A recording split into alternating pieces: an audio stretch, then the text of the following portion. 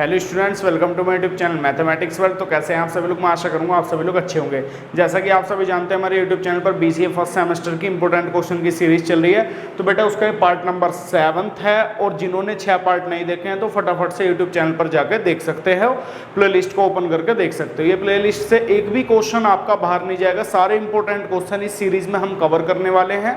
तो 6 पार्ट में ऑलरेडी दे चुका हूँ, फटाफट से देख सकते हैं। डिस्क्रिप्शन में भी सभी पार्टों की लिंक आपको दी हुई है। या बीसीए के कोई टॉपिक आपको वैसे पढ़ने हो कि एक तरीके से जो आपने बिल्कुल भी नहीं पढ़े हैं, तो वो टॉपिक भी आप पढ़ सकते हो सेपरेटली, वो भी वीडियो डाली हुई है चैनल पर। ठीक है, तो बेटा आज है पार्ट नंबर 7। ठीक है, तो इसका जो पहला क्वेश्चन है, इंपॉर्टेंट क्वेश्चन, हर बार ये क्वेश्चन पूछा जा रहा है एग्जामिनेशन में कि इस जो ये मैट्रिक्स दी है, prove that the matrix is a orthogonal matrix. इसको हमें प्रूव क्या करना है कि एक ऑर्थोगोनल मैट्रिक्स है।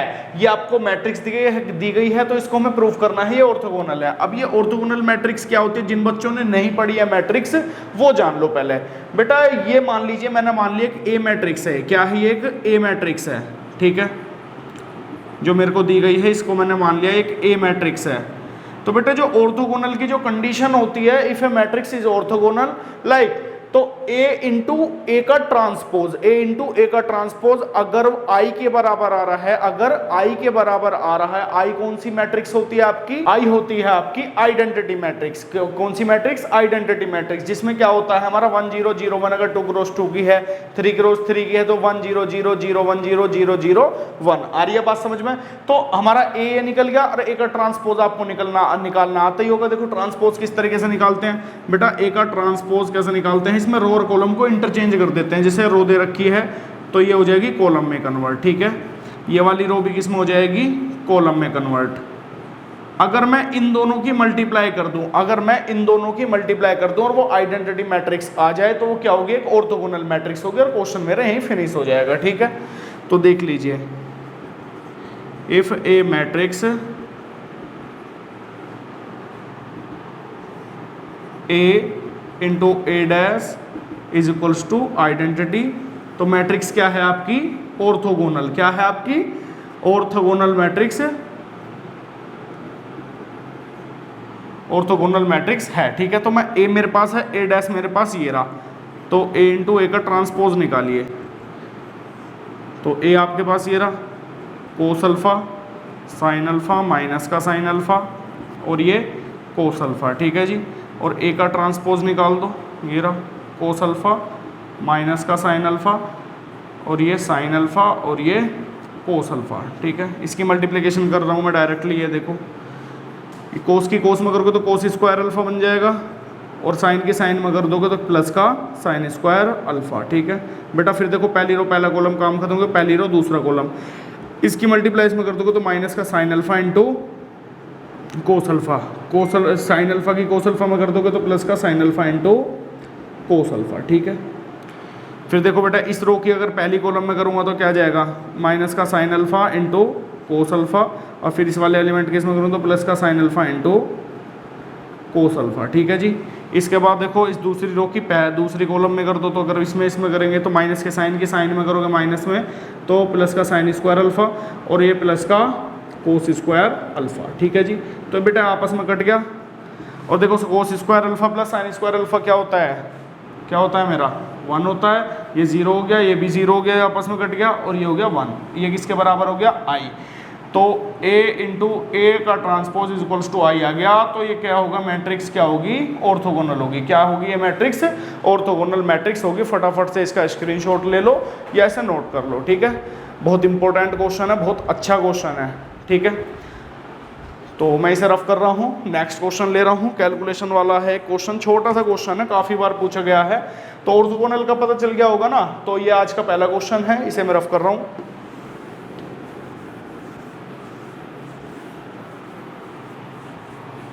ठीक है जी, तो क्वेश्चन जो अगला दिया गया है मेरे को, वो भी कुछ इसी प्रकार का दिया गया है।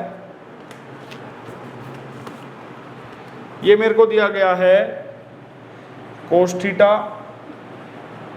थीटा माइनस का साइन थीटा, और ये साइन थीटा, और ये कोस थीटा, और ये प्लस का साइन थीटा, और यहाँ ये दिया हुआ है साइन थीटा, और ये कोस थीटा, और ये माइनस का कोस थीटा और ये साइन थीटा। कह रहा है इसको इवेलुएट कीजिए, इसको सोल्व कीजिए, सोल्व दिस, इस तरीके से आता है काफ़ी बार ये क्वेश्चन। ठीक है, बहुत सिंपल क्वेश्चन है, बिल्कुल आसानी से कर सकते हो आप। देखो इसे मेरे को सोल्व करना है और इसकी वैल्यू फाइंड करनी है, क्या निकल के आएगी। तो बेटा इस कोस के अंदर मल्टीप्लाई, साइन के अंदर मल्टीप्लाई, तो यहाँ क्या हो जाएगा, ये कोस स्क्वायर थीटा हो जाएगा। यहाँ मल्टीप्लाई करो क्योंकि मैट्रिक्स है तो सभी एलिमेंट में मल्टीप्लाई होगी। कोस की यहाँ की तो माइनस का sine theta into cos theta. बेटा यहाँ पर मल्टीप्लाई कर दी तो sign theta into cos theta. यहाँ मल्टीप्लाई कर दी तो क्या हो गया, कोस स्क्वायर थीटा प्लस इस साइन के अंदर मल्टीप्लाई मैं करता हूँ तो यहाँ क्या हो जाएगा, ये साइन स्क्वायर थीटा। यहाँ मल्टीप्लाई करता हूँ तो sign theta into cos theta. ठीक है जी, फिर यहाँ मल्टीप्लाई करी तो माइनस का sine theta into cos theta. फिर बेटा यहाँ मल्टीप्लाई करी तो क्या हुआ, ये साइन स्क्वायर थीटा। ठीक है, बस अब इसे सोल्व कर लीजिए, प्लस कर लो मैट्रिक्स में, पहला एलिमेंट पहले में हो गया तो ये sine square theta plus cos square theta. बेटा ये वाला इसमें ऐड अगर मैं करूँगा तो माइनस का sine theta into cos theta और प्लस का sine theta into cos theta. जब भी आप क्वेश्चन पेपर में करवाओगे कोई भी स्टेप मिस मत करना, ठीक है, तो और अच्छा इंप्रेशन पड़ेगा। इसको इसमें ऐड कर दो, sine theta into cos theta और माइनस का sine theta into cos theta जी। इसको इसमें ऐड किया, ये sine square theta plus cos square theta. ठीक है, तो देखेंगे यहाँ इसकी वैल्यू क्या हो जाती है 1, ये आपस में कट गया, ये क्या हो गया 0, ये आपस में कट गया, क्या हो गया 0 और इसकी वैल्यू हो जाती है 1।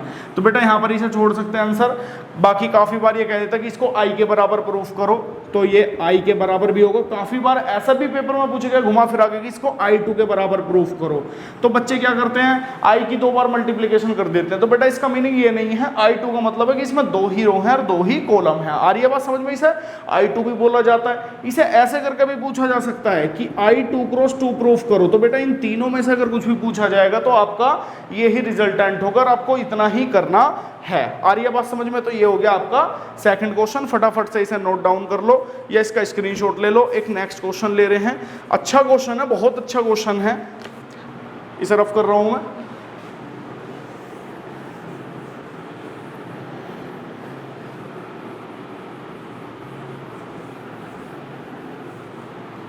ठीक है, क्वेश्चन नंबर बेटा 3 देखिए, ये सेकंड था। ये क्वेश्चन भी काफी बार पूछा गया है, बड़ा यूनिक सा अच्छा सा क्वेश्चन है। सभी ये 12th क्लास में जितने भी क्वेश्चन है 12th में भी थे। आ रही है बात समझ में, ये रहा 1 3 4 और बी दिया गया है मेरे को डाइग या डायगनल बोल सकते हैं इसे, माइनस का 2 1 और ये माइनस का 1 और ये सी बराबर दिया गया है डायगनल ऑफ 3 -1 और ये माइनस का 2।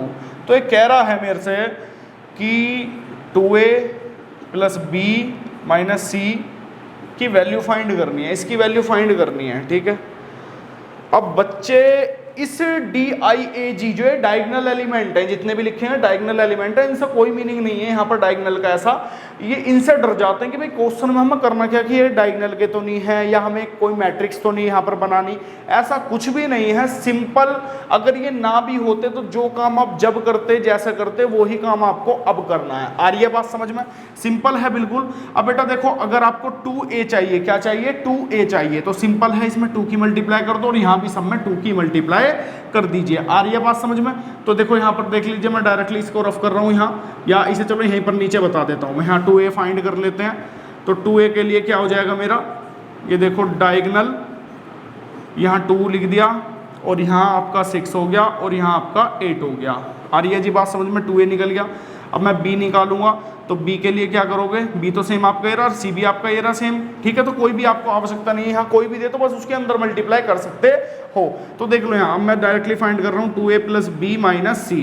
तो 2a की वैल्यू ये रही मेरे पास, डायगनल ऑफ 2 6 8, फिर प्लस डायगनल ऑफ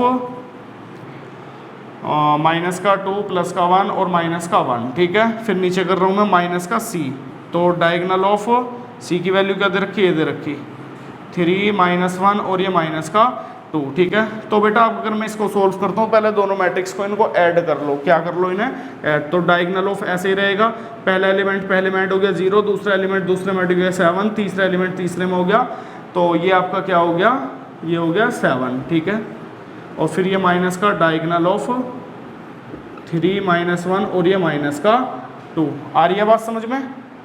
तो एक बार देख लेना कैलकुलेशन बिल्कुल भी गलत ना हो, ठीक है। फिर इसके बाद देखो डायगोनल ऑफ, ये पहला एलिमेंट को पहले में से माइनस किया तो क्या हो गया आपका माइनस का 3 आ गया, दूसरे को इसमें से अगर मैं माइनस करता हूँ तो ये 8 आ जाएगा, और 7 को अगर मैं इसमें से माइनस करता हूँ तो प्लस का ये 9 आ जाएगा, ठीक है।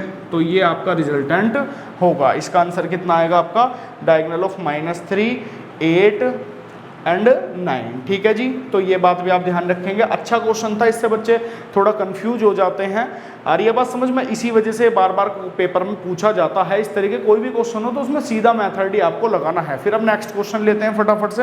देखिए स्टूडेंट्स, ये क्वेश्चन नंबर मेरा 4 है, इंटीग्रेशन का है कि इसको मेरे को इंटीग्रेट करना है, ठीक है। 12th क्लास में पूछा गया था और BCA में भी पूछा गया, काफ़ी बार पेपर में पूछे जाने वाले क्वेश्चन है।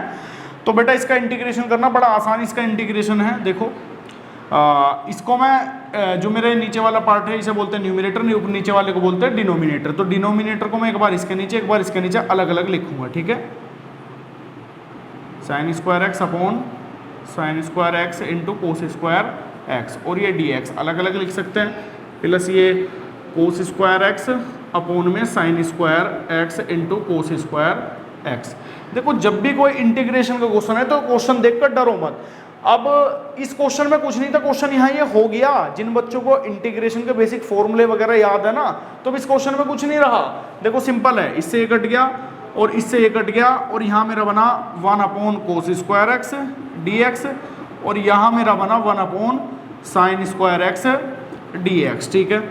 अब ये 1 upon cosec square x dx हो गया, और ये हो गया मेरा कोसेक स्क्वायर एक्स dx। अब दोनों का ही इंटीग्रेशन होता है बेटा। इसका क्या होता है, सेक स्क्वायर एक्स का tan x, cosec square x का होता है माइनस का कोट एक्स और प्लस का c।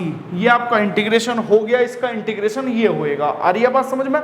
तो देखो जो बच्चे थोड़ी सी चीजें जानते हैं वो भी वीडियो को देखकर बिल्कुल बोल रहा हूँ कि अभी थोड़े नॉर्मल जो क्वेश्चन चल रहे हैं ना, देखो बीच बीच में जो पार्ट आ रहे हैं उनमें मैं लॉन्ग क्वेश्चन की वीडियो, अभी तक मैंने 2-3 लॉन्ग क्वेश्चन की वीडियो दी, 10-10 नंबर के क्वेश्चन। ये क्वेश्चन भी काफी बार 2-2, 4-4 नंबर में पूछे गए क्वेश्चन है। आ रही है बात समझ में? तो देखो ये था पार्ट नंबर 7, इसमें हम यहीं तक रखेंगे। जो पार्ट नंबर 8 है उसमें मैं और भी लॉन्ग क्वेश्चन लूंगा। आ रही है बात समझ में? तो बेटा अगर सीरीज में मजा आ रहा है तो यार ज्यादा से ज्यादा शेयर करो, कंटिन्यू इसे करते रहेंगे, बिल्कुल करते रहेंगे, और इस सीरीज को देखते जाओ, कोई भी दिक्कत नहीं है। और नेक्स्ट मंथ में आपके पेपर है आराम से, तो बहुत अच्छे तरीके से आप करिए, कोई दिक्कत नहीं है। और ये सीरीज ऐसा नहीं है अभी ये लास्ट तक देखो हर साल चलेगी, ये जितने भी मैं इस सीरीज में क्वेश्चन कराऊंगा हर साल पूछे जाएंगे। आ रही है बात समझ में? तो बस इसको हम यहीं तक रखते हैं इस वीडियो को। नेक्स्ट पार्ट के लिए फटाफट से एक अच्छा सा कमेंट कर देना। Thank you.